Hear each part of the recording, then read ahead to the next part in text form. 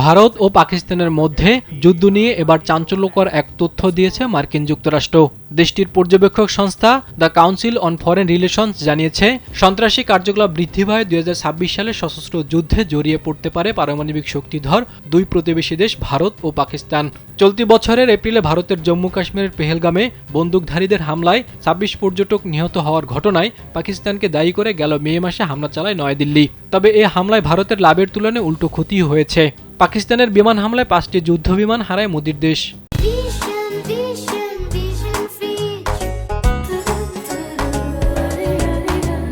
দুই দেশের মধ্যে 4 দিন ধরে চলে রক্তক্ষয়ী এই সংঘর্ষ। এক পর্যায়ে মার্কিন প্রেসিডেন্ট ডোনাল্ড ট্রাম্পের মধ্যস্থতায় যুদ্ধবিরতিতে যায় দুই দেশ, যদিও ট্রাম্পের মধ্যস্থতার কথা কখনো স্বীকার করেনি ভারত।